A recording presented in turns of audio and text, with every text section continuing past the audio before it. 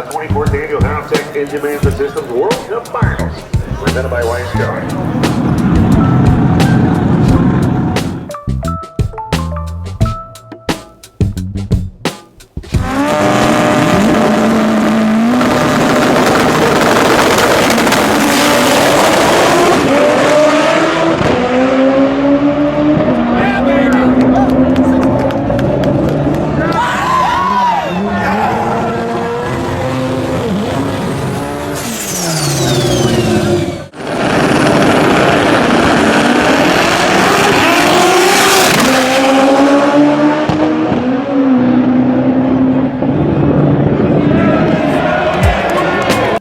My name's Kevin Kemp from Speedfactory Racing. We're here at 2019 World Cup Finals, and we brought Jason Ostrem's four-door sedan all-wheel drive B-series and the competition clutch Wild Street car. Jason Ostrem's car, we have a Bullet B-series engine block. We're still using a factory LS crankshaft, BME rods and pistons, and then cylinder head, we use a 4-piston cylinder head, Outlaw, with web camshafts and all the turbo manifold and things like that. Charge pipe intercoolers all done by us in-house. For the transmission, we're using a PBE all-wheel drive billet housing. We're using a PPG gear set and transfer gear. We've upgraded the driveline and U-joints and stuff to withstand the power. Wave track diff, DSS axles, pro level. A lot of stuff we've had to do on the car throughout this year to get the B-series drivetrain component strong enough. That's what we spent a lot of time with.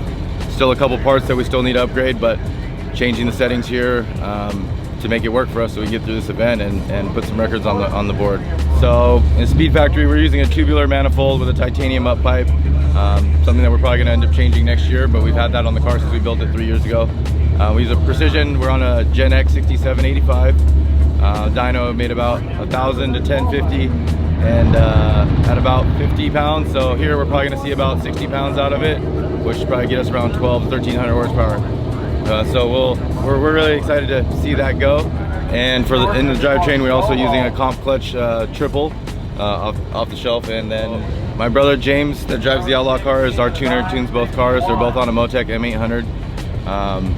As far as weight for these classes, this car weighs 2,700 pounds, and the other car is 2,300 pounds for its turbo size and for the class that he runs this year. For suspension components on Ostrem's car, we're using Strange dual adjustables, NRG top hats. So we had to make some of that stuff work, but a lot of guys are using the same stuff, but with all-wheel drive, it looks like we have a lot more control with that instead of just letting the car bounce.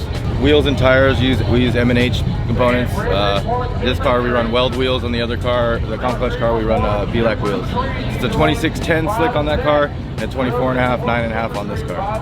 The competition clutch car also has a bullet block, but it's a dry race block, so we don't run any water in the bottom end. It's a 84 millimeter LS crankshaft, pretty standard what a lot of guys run. We are using Bullet's fire ring system on the head gasket, which is a copper gasket for the heat, and then we also use it as like a brass fire ring that holds it in. We've been able to see 90 pounds of boost with no issues. Honestly, just talking about the Bullet stuff, I'm super happy that we switched 2 years ago and they helped us get it done, because we've had a lot of our issues that we were chasing for years went away once we did that, which was really helpful to our partners. We can look at other things and break other stuff and figure out weak points in that. So with that car, the engine program is identical to this car, so we can share components except wet versus dry block. Transmission, we're actually using a new Albans sequential box that we're testing. We still haven't sent it down the track yet. We still have our Albans box, which is what we always ran for many years. We might be putting back in by tomorrow. We'll see which one we can get to work, but we're promising on the Albans sequential. As far as that car is still front wheel drive, still chasing. I don't know if we're ever going to give up to run a 6 front wheel drive with that car. We're going to keep pushing as far as we can, but the newer stuff, eventually we're going to do something all-wheel drive with a car like that or that car. So, we ran 215 last year. We started playing with a little bit of nitrous. We kind of haven't really done much with the car this year, so this transmission is going to be a huge thing.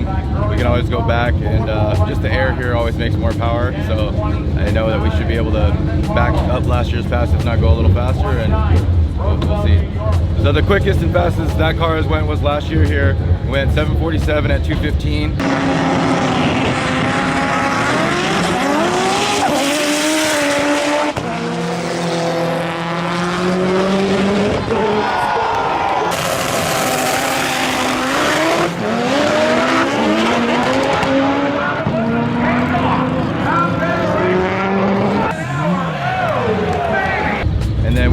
work out when the DA got a little better. I think we went a little bit hotter on the tune-up, and we went 214. We detonated the motor and bent a rod. But that's the fastest it's gone. We've gone a couple 750s, I believe. So we're definitely trying to go a 730 to a 720. That's definitely the goal in reality, and I think that might be possible this weekend. Ostrem's car, we definitely went, this last year we were going 8.1 to 8.2s here. Went home, did the all-wheel drive conversion. Now, when we got a few passes out of it, we went 780, I don't know the exacts, but 7.8s. We did 2 of those at home on the 72 mil.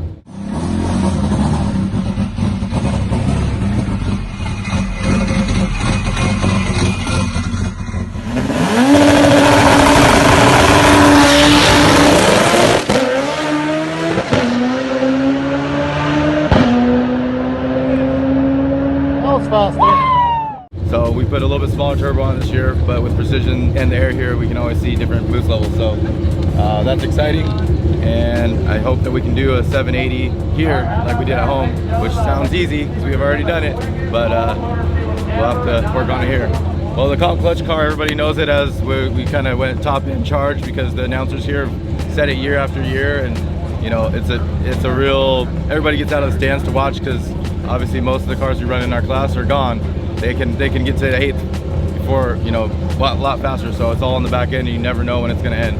So top end charge, and that's what we're known for on that car, because we just can't get off the line as fast as these guys. But once we get it going, and now here we have traction, so we can put a lot in second and third, and it's always super exciting for us to watch. The back half, so if we're, you know, here we've gone 155 to 160 at the 8th. So that's 215 out the back, is that's kind of, anybody that's looking at a slip knows that just is crazy. And the car does still weigh 2266 last year.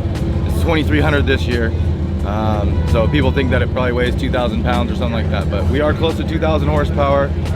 We made 1600 on the dyno at about 60 to 70 pounds, I believe. We were able to hold one pull last year, I think. So plus, you know, we sprayed 100 shot of nitrous on it on the 215 pass, and with the weight, the math adds up that we're about 2,000 horsepower. So that's exciting.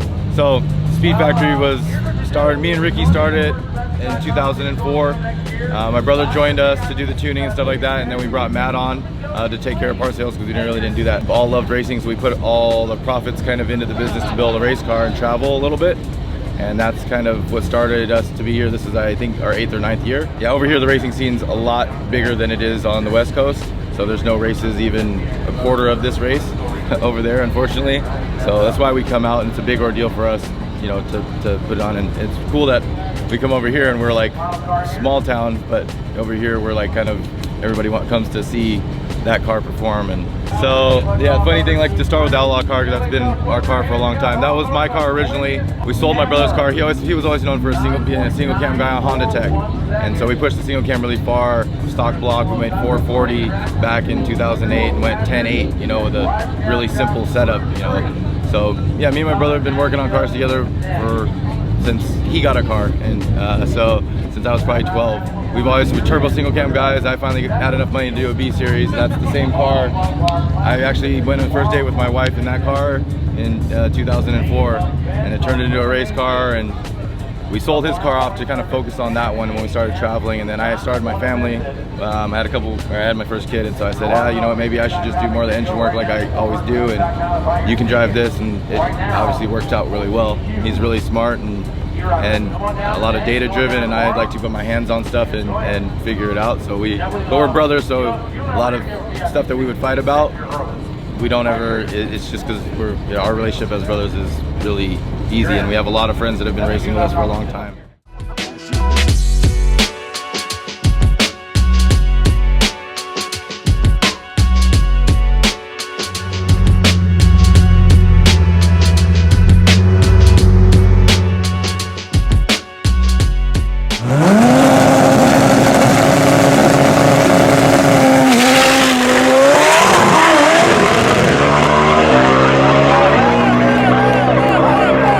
Down a cylinder. Yeah!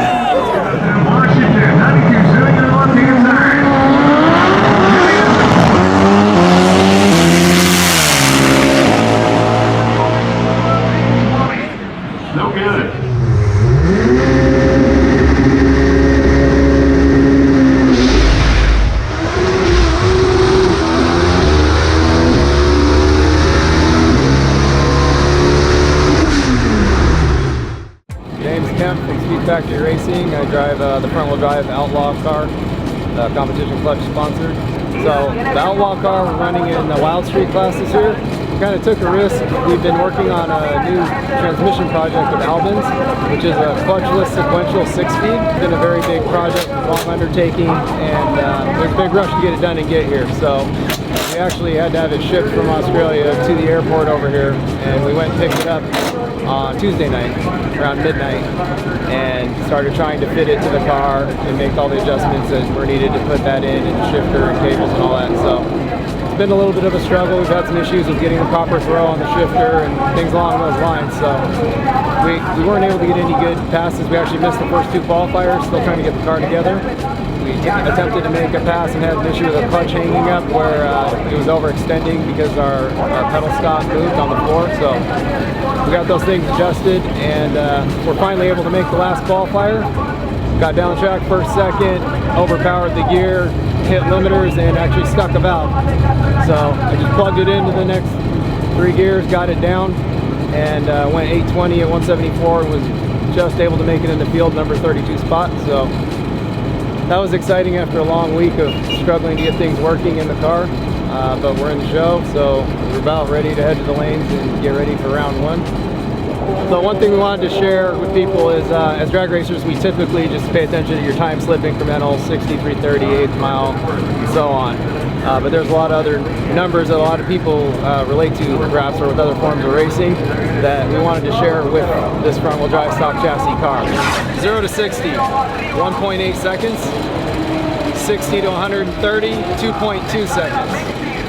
100 to 200, 3.78, and 150 to 200, 2.2 seconds. And one thing this car is really known for is the top-end charge. Made it a hashtag top-end charge banner, put it on the car just because so many people talk about that, and they love seeing the car do that. It's really exciting. It makes exciting racing for people to watch, having to reel people in on the top end. So we leave slow. Like last year, the race with the Burgundy Mustang last year was a good example of that.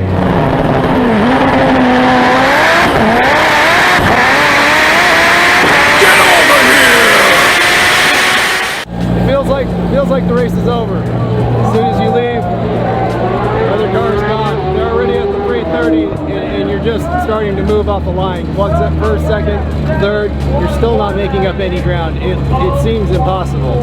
And when you grab fourth, it feels like when you're watching a sci-fi movie and they go into warp speed, you know, hyperdrive, everything just starts to stretch. You're planted so hard, and it actually feels and looks like the other car broke down in the other lane, the rate that the car starts coming on the top end. Huge rush. You never know who clipped who at the line. It makes for really good, really fun racing at the stripe. We usually back half 50 to 60 miles an hour in that range, which is pretty incredible considering what a typical back half is on those cars. So when we launch with this car, we actually leave with quite a bit of boost because the turbo's so big it drops on the shifts really bad. So I have to get shaft speed up. So pull a ton of timing out, ramping through first gear. We actually run 60 plus pounds through first, which would normally be way too much power, but because we have the timing pulled out of the motor, you know, it's probably in the 600 to 700 horsepower range actually going to the tire. Through first gear, hit second, and then we ramp it to about 1400 horse or so through second gear. Plug third and fourth, and then it's all in. When we're not spraying it, just plugging third, the car has dynoed about 1700 horse and 1000 torque on the dyno, and it makes around 10 pounds more boost than that typically on the track on turbo alone.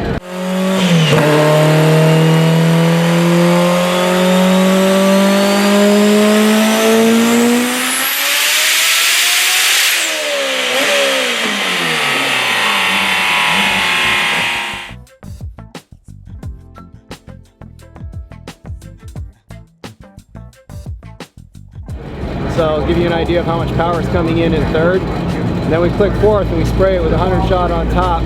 When it comes in, boost levels around 80 to 85 pounds along with the 100 shot. It'll trail off to about 80 across the stripe.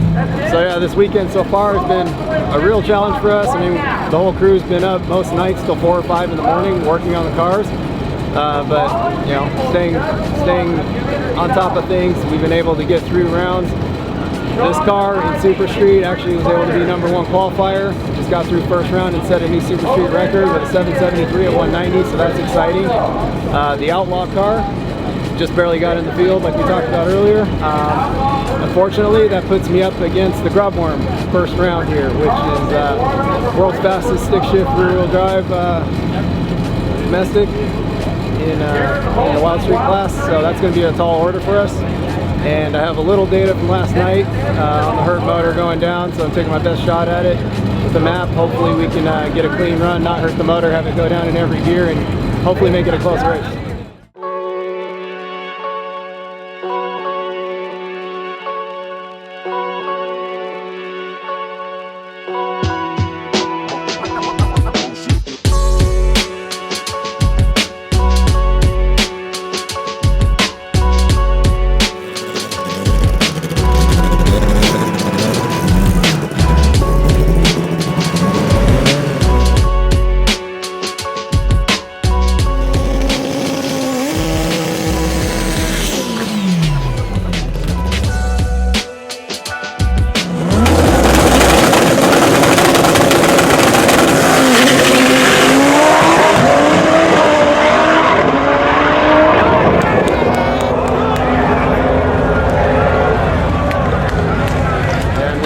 The new all-wheel drive car here. We've had pretty limited time with it.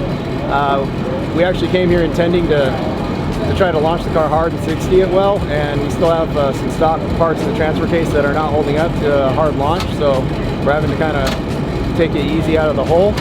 But that being said, we still put together some really good passes, and we were able to set the new Super Street record, B-series all-wheel drive record, and I believe that's a 67 mil record too with the 773 at 190.